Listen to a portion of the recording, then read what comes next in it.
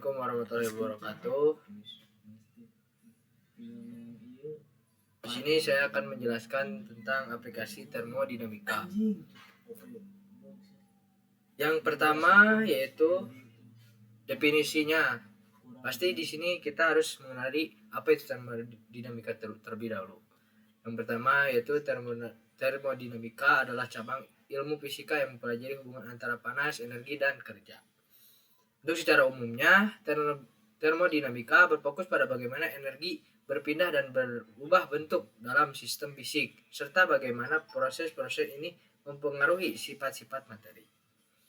Terus yang kedua, kita harus mengetahui prinsip dasar termodinamika.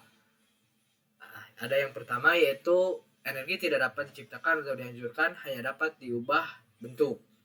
Dan untuk yang kedua, proses alami cenderung menuju peningkatan ekstropsi ketidakteraturan. Yang ketiga, ekstropsi mendekati nol pada suhu nol mutlak. Sedangkan yang terakhir, keseimbangan terma antara sistem. Kita lanjut saja ke contoh-contoh aplikasi termodinamika. Yang pertama yaitu ada aplikasi dalam mesin terma. Contohnya yaitu mesin uap. Misalnya, mesin uap mengubah energi panas menjadi energi mekanik berdasarkan prinsip konversi energi hukum 1 termodinamika. Contohnya pada kereta uap misalnya. Itu menggunakan batu bara sehingga energi panas mengubah menjadi energi gerak. Yang kedua yaitu mesin pembakar internal. Seperti pada mesin mobil. Nah, diesel itu kan menggunakan energi panas juga. Terus yang kedua yaitu ada aplikasi dalam pembangkit listrik.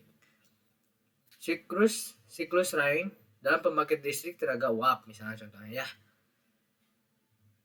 Misalnya PLTU yang membakar batu bara untuk menghasilkan uap. Nah, itu juga sama. Contohnya seperti itu ya. Terus pembangkit listrik tenaga nuklir.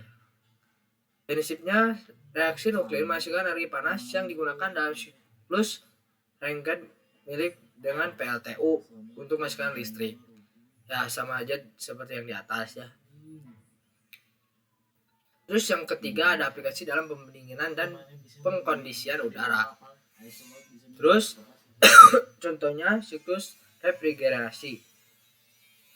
Gas refrigeran mengalami konversi, kondensasi, investasi, dan penguapan untuk menyerap dan memindahkan panas. Contohnya yang ada di rumah-rumah yaitu misalnya kulkas, AC.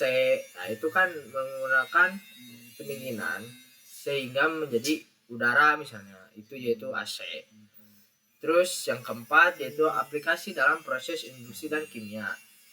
Karena reaksi kimia, misalnya pembakaran bensin dalam mesin mobil mengubah energi kimia menjadi energi mekanik. Jadi bensin berubah ke dalam energi mekanik. Jadi si mobil itu bergerak karena adanya bensin tersebut gitu.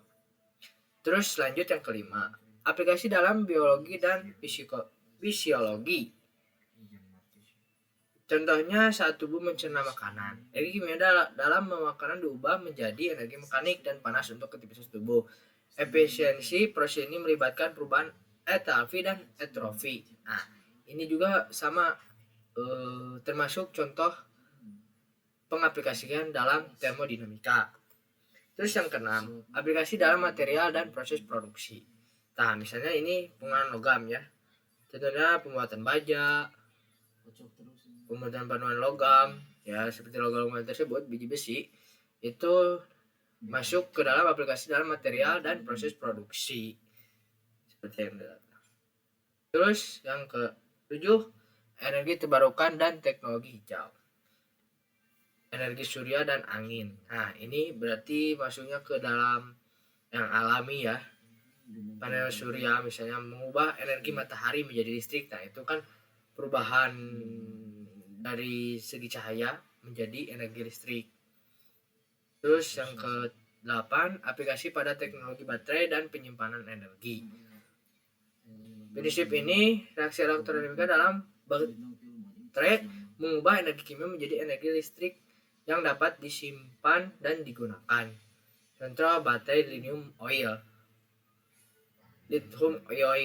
pada smartphone atau kendaraan listrik. Nah, ini juga sama termasuk pengaplikasian pada sifat termodinamika.